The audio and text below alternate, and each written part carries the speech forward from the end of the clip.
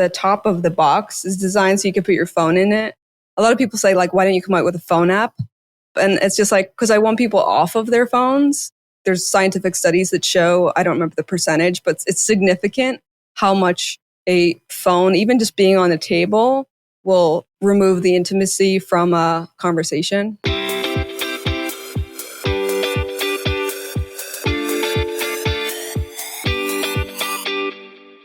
Hey, it's Renee. Welcome to the Into the Wild Show, the podcast for women who want to build incredible mental strength to level up their business and lifestyle. I'm Renee Warren, the founder of We Wild Women, author, speaker, award-winning entrepreneur, and your host.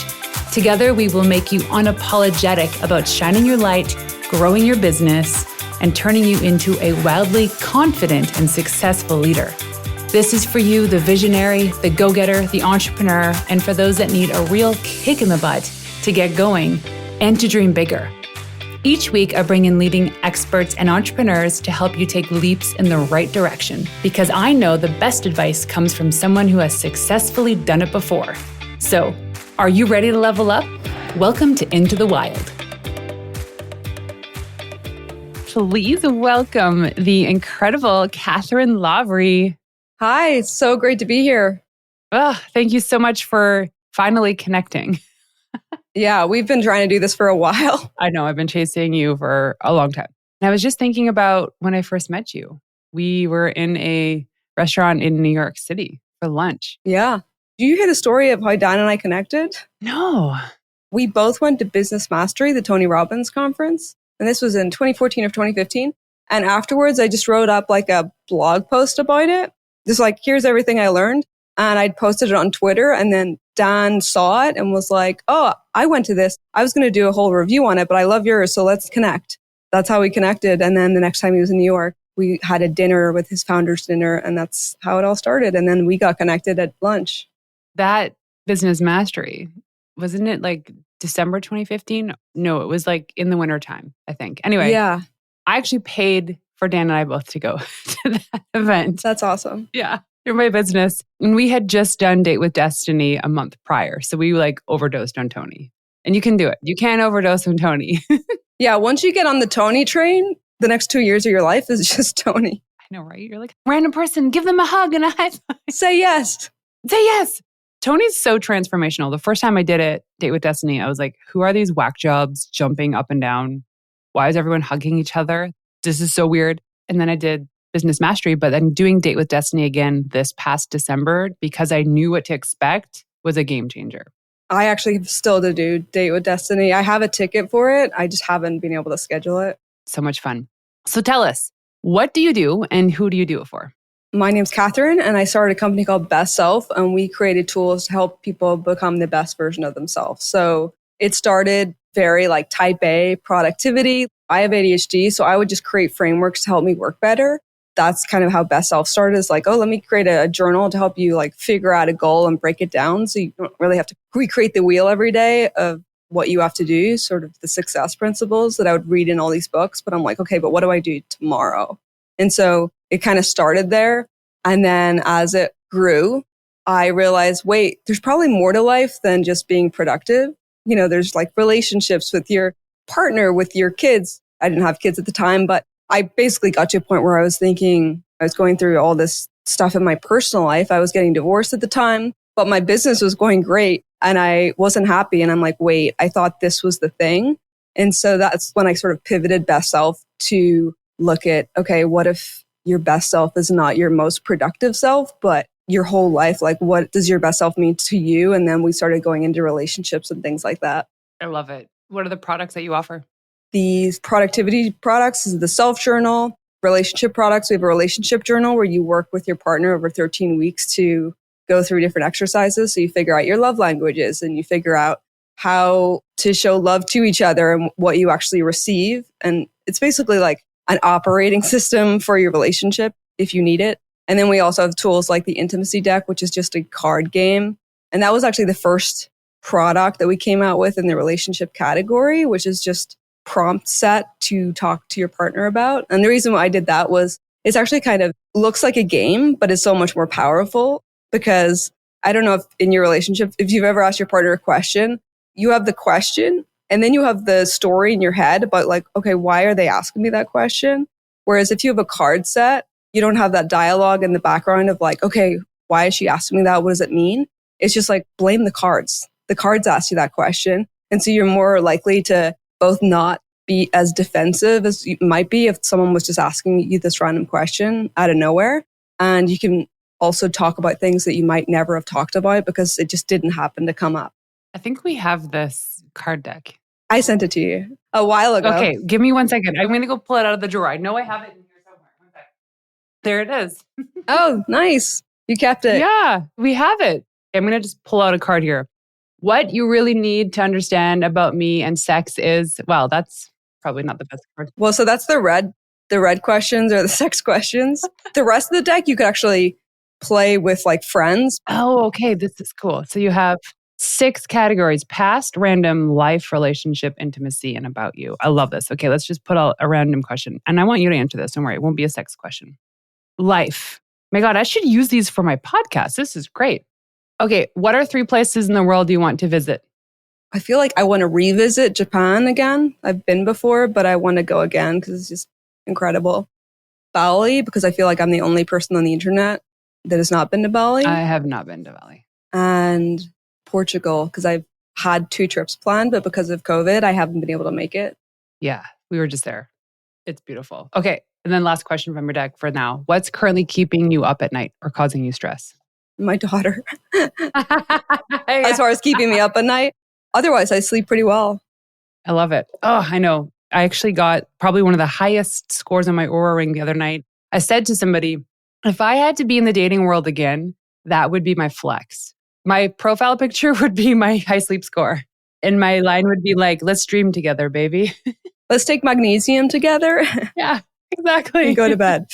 I love it. Okay. So this company, BestSelf Co, this intimacy deck is kind of a newer product, but you started out with a journal. Is that right? Yeah. I mean, the intimacy deck's been around since 2018 or 2019. We started in productivity. The business got acquired at the end of last year, but by the time it got acquired, that was selling more than our productivity products that we started with. Wow. Interesting. It's been an interesting journey. I think a lot of businesses, they start with one product and they sort of marry this product. Tony Robbins talked about this idea of like falling in love with your customer, not your product. And so I remember in like 2017, I was looking at our revenue and like 86% of it came from one product, which was scary because I'm like, okay, this could go away tomorrow and what will we do? And so I started thinking like, okay, we need to diversify. And I did it wrong when I first started to think diversify because I'm thinking, okay, we need more products to drive more revenue. And oftentimes when you're thinking, okay, more products, it takes a while to come up with like a meaningful product that will actually help people. And it's really easy to come up with what I call Me Too products, which are just like products that anyone can create that maybe you could put your like logo on or something like that. And so I came up with this idea of like tier A, tier B, and tier C products. And tier A products are products that people will search you out for and they will come to you. And it's kind of like your flagship products.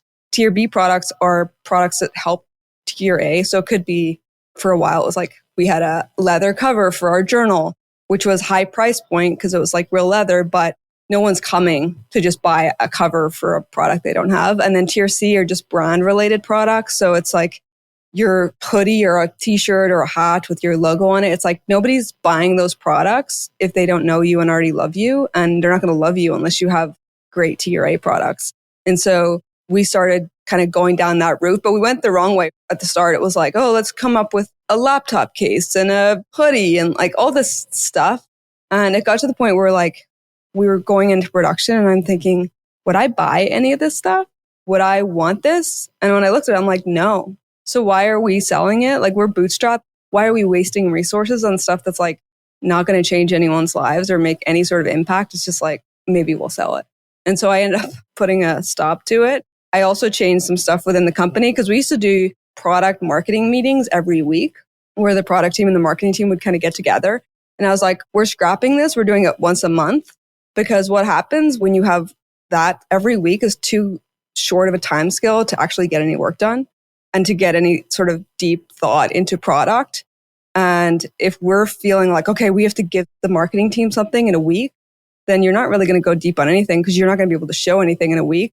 And so I changed this so that the product team were meeting to brainstorm and work every week or like a few times and just jumping on calls. But the marketing product did not get together until every month. And then we could actually like have something good. And that's kind of where we started going down the route of, okay, what other products could we create? And that ended up becoming a bigger category than what we started with. But I think it's difficult if the business you're in right now and the business you need to be in and constantly like making sure that you're separating that out. And I didn't want to be like the journal company, like if you're a hammer, everything's a nail. And how we came up with what became the intimacy deck. The first idea was like we had literally a blank notebook. This is actually the product. And we wanted to sell more of them, which is just like a blank moleskin, but it was our version of it.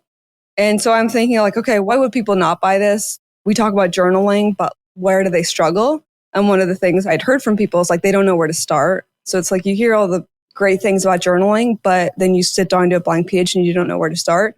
So then I'm thinking, okay, what if we could give them like prompts in different areas of their life that would prompt them to start journaling and like learning about themselves and reflecting? Then of course, like, oh, should we do a journal with prompts in it? That was the first thing. And then I'm thinking use case, okay, what if I open this journal and there's a prompt at the top, but I don't really feel like writing about that day? Do I like skip to the next page? But then I have a blank page. And I don't know about you, but like, I don't want to deal with a journal with like random pages that are blank. I hate that. Yeah. I was like, that's not really going to work. And then came up with the idea of like cards where you can just pick any card and you can journal about that. And so that was the first idea was we came up with a deck called the Edison deck, which was coming up with ideas. The Hemingway deck, which was about writing, which we changed the name of because I guess we weren't allowed to do that. And prompts around making decisions and how to make better decisions. And so when we came out with them, they did really well. And then I'm on a product call with my team and we're just like, okay, these did really well. Like, let's just brainstorm. We ended up being like, wait, you know, people do more than like journal and sort of come up with ideas. It's just like have conversation. Then it started like, okay, what are the areas in our lives that we could all benefit from like more intention around our conversation? And so then it became your intimate relationships, your relationship with your kids, and then your relationships with your friends and community. And so that became the next category. And then we sort of went deeper from there. But that's how it all started. Yeah, it started with a pretty amazing Kickstarter campaign. When was that campaign? August 2015. Oh, wow. That was right when Dan and I got married. Oh, wow. And then we would have done Business Mastery not that long afterwards. I had no idea that you had not been married that long. I didn't want to get married. He knows this, so we can talk about this publicly because it's being recorded. I'm glad we did, though. It's very special. This is cool. So I went down a little rabbit hole of creating products in my life, too. So prior to We Wild Women, I was running a business that helped entrepreneur couples kind of connect. It turned out to me being more of a therapist, and I did not want to do this type of work. But in those moments, I created a couple products. One was the Be Present box to teach people how to be more connected. So the whole idea was that the box comes with bracelets, a notebook, and a pen, and it's big enough to hold your phone. So the idea is that you put your phone in the box, then you put your bracelet on, and that's to remind yourself and the people around you that I'm here to be present with you and I'm not going to be on any electronics. And it worked for me, but I actually created this box for my husband. Didn't really work for him. And then I created a family conversation deck. And so this was like 52 cards of questions. And the reason why I created this is because I was having so many issues in getting my kids to sit and eat a full meal at the table. They were always like squirrely and they wanted to get up and go and play. They were done eating and they weren't really hungry. So I thought, what are some questions that I could be asking these? So I kind of threw out questions on a piece of paper, printed it out, cut it up, and I made a little pile. And then we used it over and over again to the point where Dan was just like, hey, why don't you go get these made into official card deck? And so I did. And it was great. However, after a while, the same 52 questions become kind of boring. Like, would you rather live in a teepee or an igloo?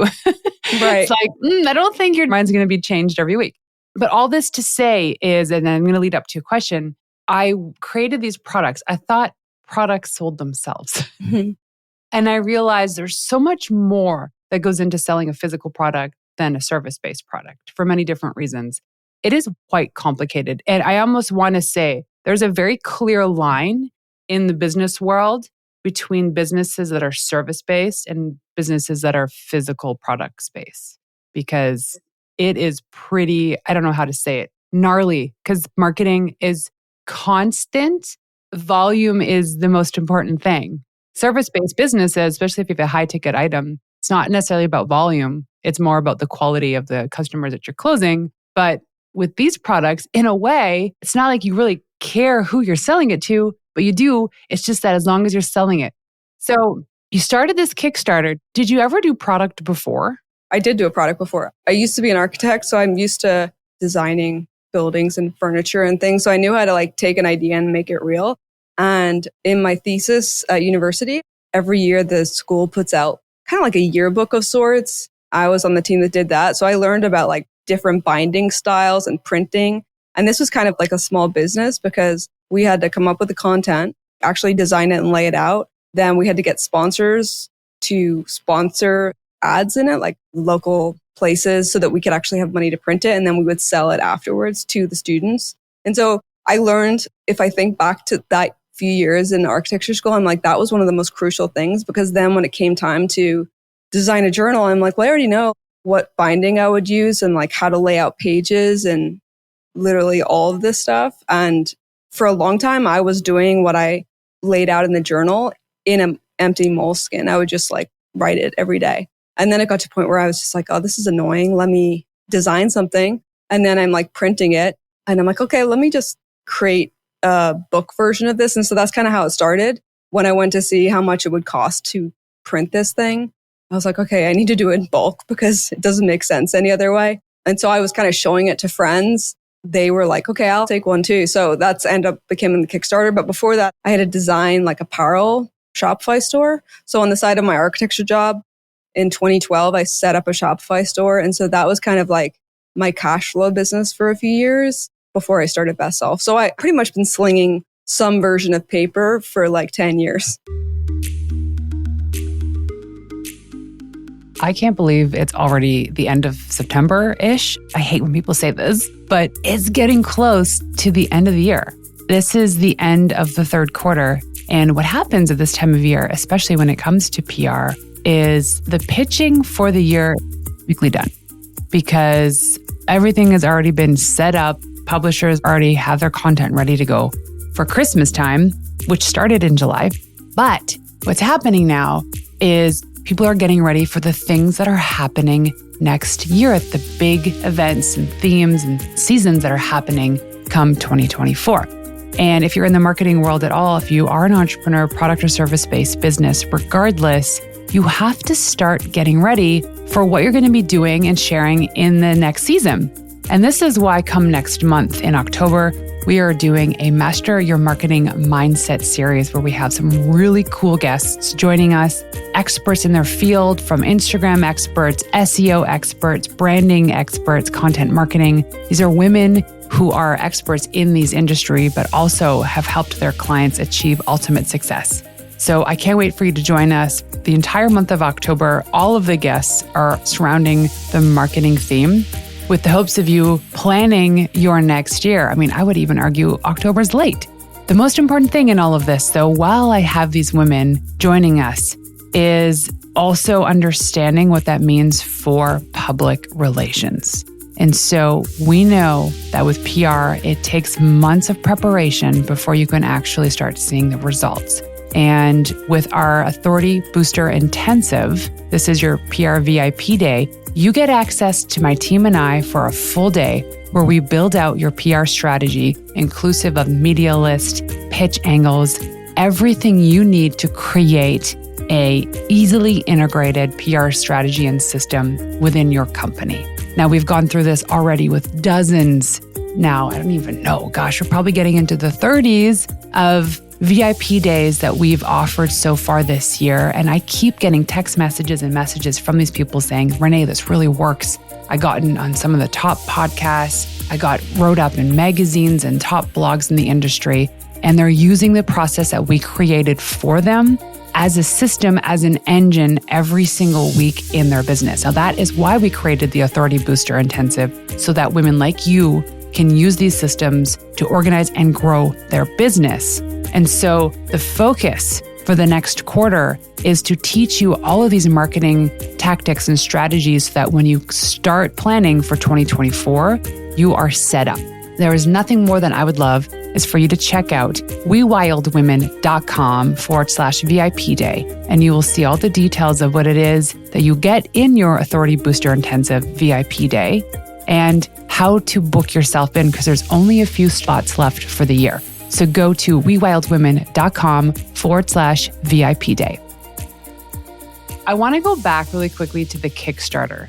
At the time of this recording, we're prepping for, in October, what we're doing is the Master Your Marketing Mindset series, but I feel like I want to drip some of the marketing stuff in here now because you crushed a Kickstarter. Had you ever done one before? So I'd done one with my previous business, which was just like, again, like posters and apparel. And I learned how to do it through that, which is why actually I didn't get anywhere near what I got at the Self Journal. So I think the first one I did, it was like 25 grand. The second one I did was maybe 50 or 60. And then when I launched Best Self, the reason I wanted to do Kickstarter is because like the other products I did was super niche. And like, I was just kind of figuring it out as I went. Like I literally, from the first Kickstarter I did, someone told me about Kickstarter, and in 2 weeks I launched the project because I was just so used to like, I would just launch. I was really good at like creating and not good at the distribution part. I would like already be mentally checked out for the next thing by the time I'm like trying to sell this thing. And so that's why I tried Kickstarter. And then by the time I was doing the Self Journal, I was like, well, I literally can't afford to print less than 1,000 of these. So let me try this again and just put more work on the front end. So probably like 3 months to launch the Self Journal on Kickstarter. Our goal was 15,000 in, I think, 34 days, and we hit 322,000. Wow. Okay. So I had supported in my agency days a couple Kickstarters. One was a watch that was made from whiskey barrels called Single Grain. And they were at the time the fastest funded fashion Kickstarter. And that was like our big claim to fame. The work that went into that, though, it was at least 4 months worth of work. Our focus was just the PR side of things, but we were really involved in like the content for the videos and who was going to endorse it and the influencers. And it was crazy. In the first week, they got to like $250,000. And then by the time they were done, it was like $450,000. It's impressive, but people think, and I get pitched all the time, hey, can you help me with my Kickstarter? It started yesterday and we need to reach our goal. No, it takes time. Essentially, when you hit publish on the Kickstarter, for the most part, the work is already done.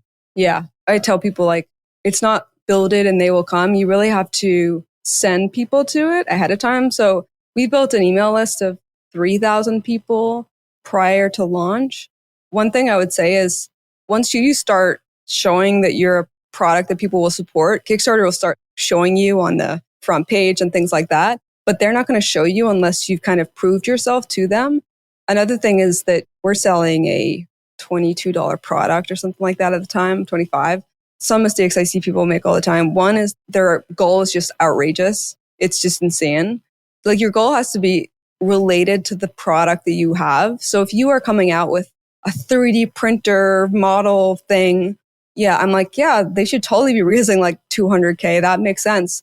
But some guy came up to me once. He's like, yeah, I tried Kickstarter. It just didn't work for me. I'm like, what was it? He's like, oh, it was my book. And I'm like, how much did you ask for? He's like, 120,000. And I'm like, yeah, if we had asked for 120,000 for a journal, I bet we wouldn't have hit our goal. You want to hit your goal early, and then you can add bonuses to keep increasing like what a backer gets. And people also want to be on the winning train. Like, even though they get their money back if you don't hit your goal, people don't want to feel like you're not going to hit your goal. So they might wait. And so there's all these like strategies. I actually did a whole blog post on how we launched our product, but like you have to do early bird things. You really have to like strategically plan your Kickstarter and like what people are getting when and why they're going to give you money early. And then also don't complicate your rewards. The thing in your video is the thing people want. So it's like the thing, 2 of the thing, 3 of the thing. It's like bundles of the thing. And so many times I see people like, here's a t-shirt with the name of our company, or like a hat with the name of our company. I'm like, nobody wants that because nobody knows who you are.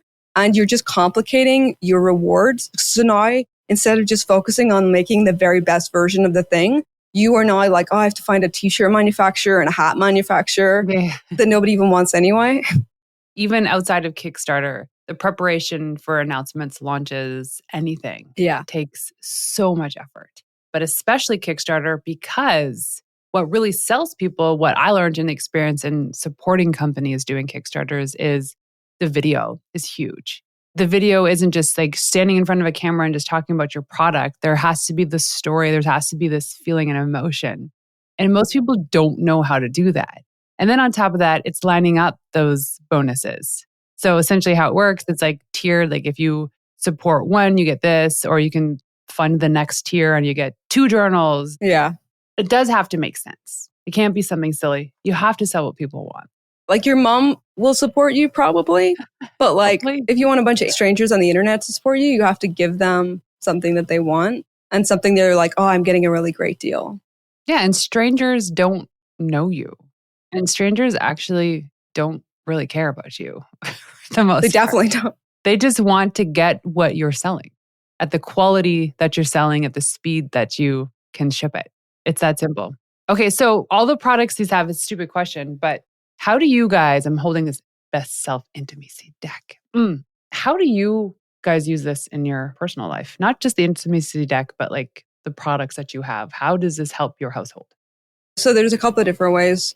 We have them kind of like around the house. So we have one on our kitchen table. We have one in our bedroom so that it's there. So we don't have to go look for it. So it's just like removing friction from wanting to do the things that we want to do. And the productivity type stuff, I really am the only one that uses it in my house. And for me, like just structuring my day so it doesn't get away from me helps me show up better in the rest of my life. Like days where I don't sleep well, I wake up late, I don't get to do like a routine in the morning or look after anything of myself. I'm just kind of like in the chaos of kids or kid, singular. God knows when it's plural. It feels like multiple. I get it. Yeah.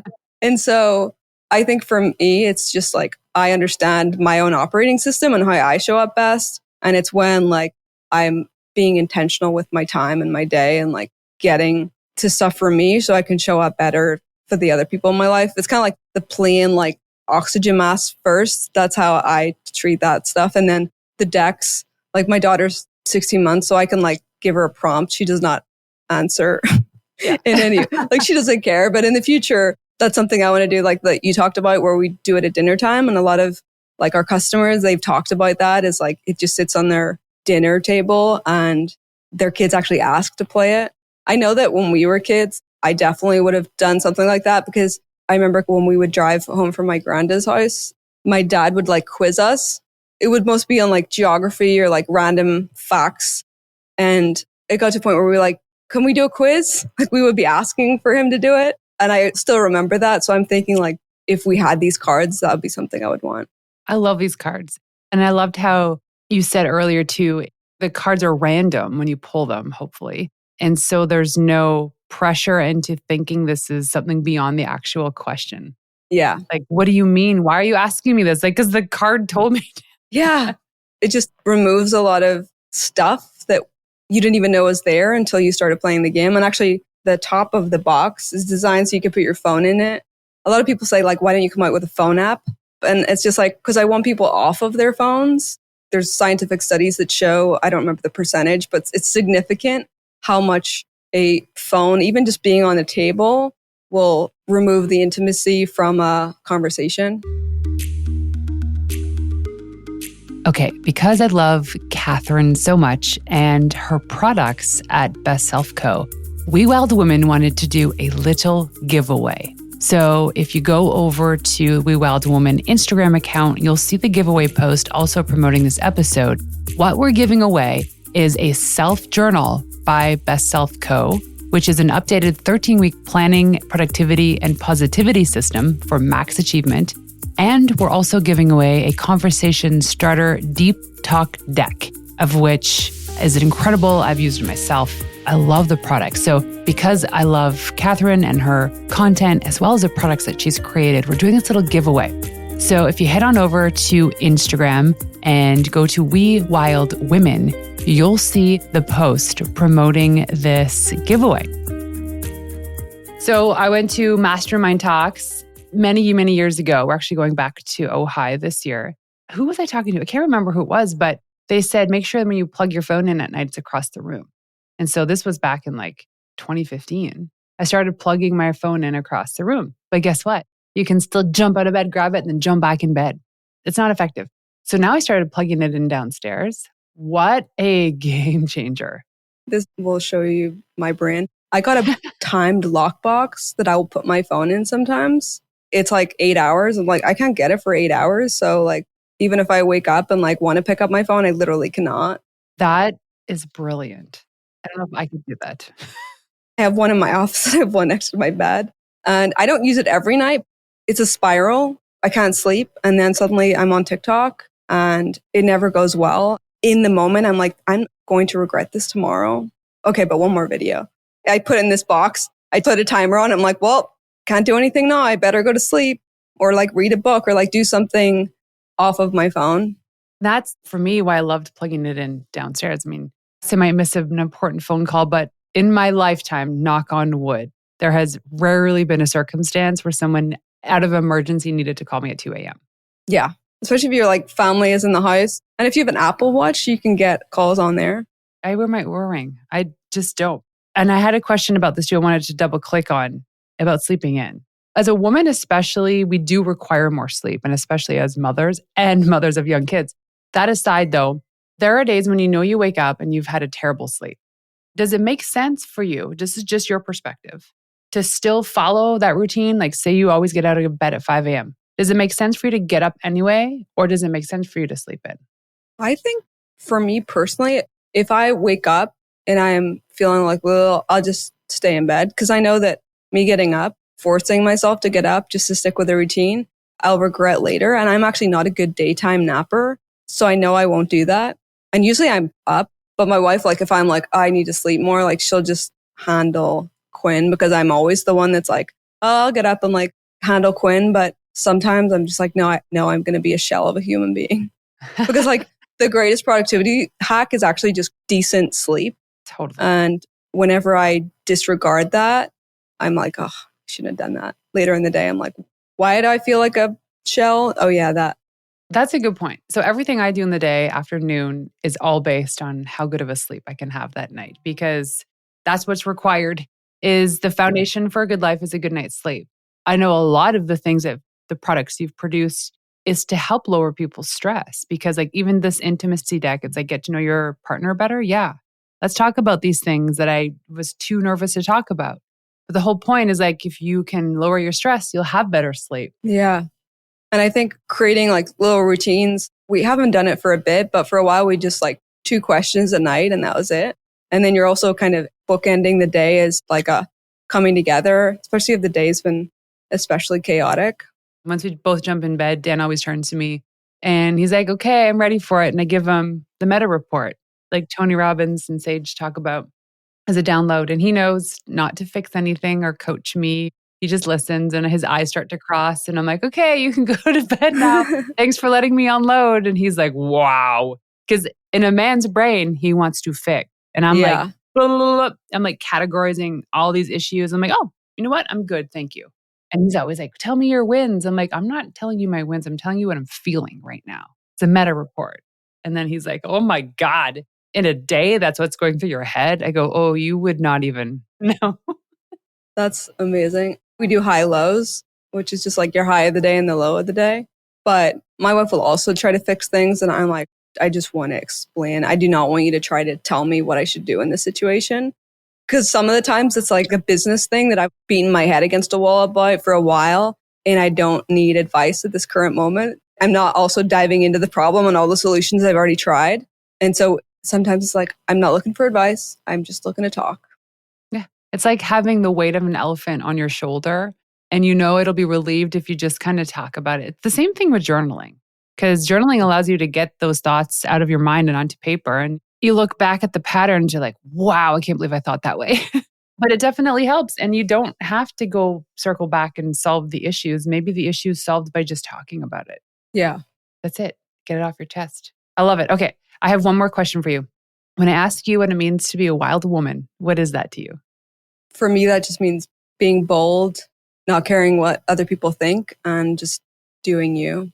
I just saw the Barbie movie, and there's so many contradictions of like our lives. I've also seen how I've kind of fallen into that in the past of like judgment for one thing or the other. And now I'm just like, disregard that. And I'm like, everyone's doing the best with what they have. Women are judged like so harshly, literally on anything that they do. And so now when I see someone like doing something bold and they get criticized for it, and it's not even that bold, it's just like doing what they want to do in a way that hurts no one else. That to me is like a wild woman in the best sense of the term. I love it. Thank you for sharing that too, because part of what I do, especially in PR, is to encourage women to just be more bold. And they worry about their identity or shifting their identity. They worry about what people think. We all worry about what people think, but it only really matters to those that matter.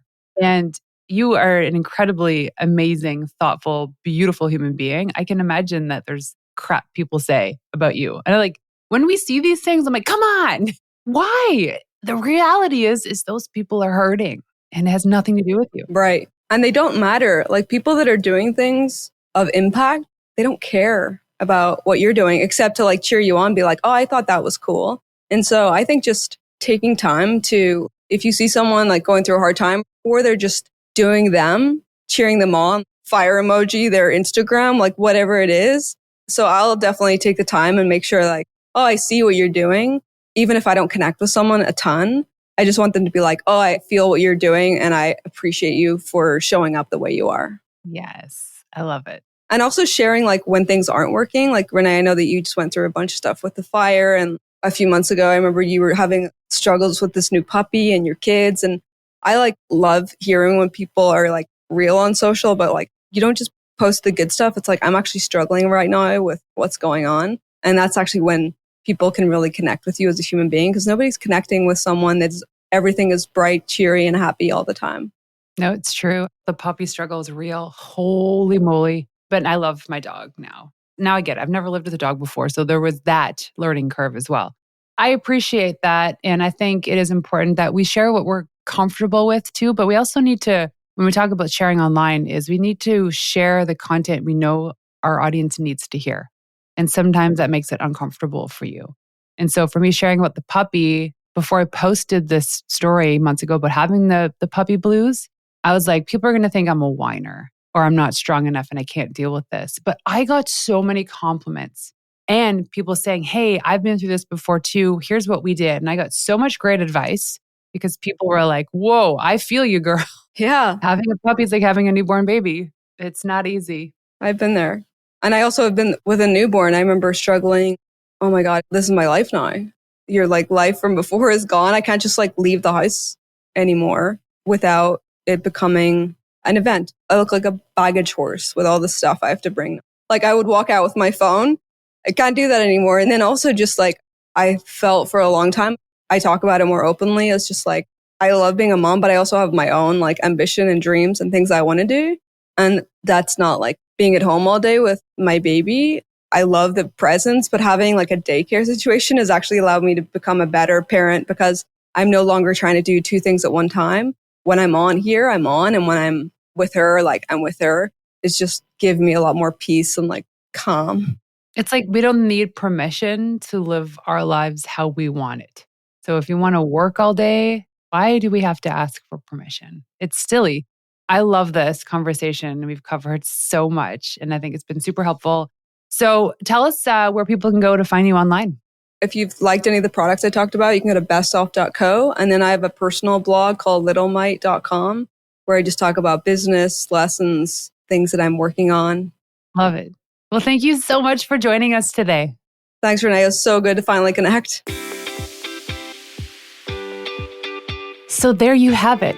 Thank you for tuning in to another episode of Into the Wild. To make this girl happy and to help reach other women who are dreaming of starting their business, please leave us a 5-star review on iTunes and everywhere you listen in. Also, If you want to find me in the wild, check me out on Instagram at Renee_Warren. That's RENEE_WARREN. And leaving you with one of my favorite tips of all time, the best advice you could ever receive is from someone who has successfully done it before you. Until next time, ladies, peace out.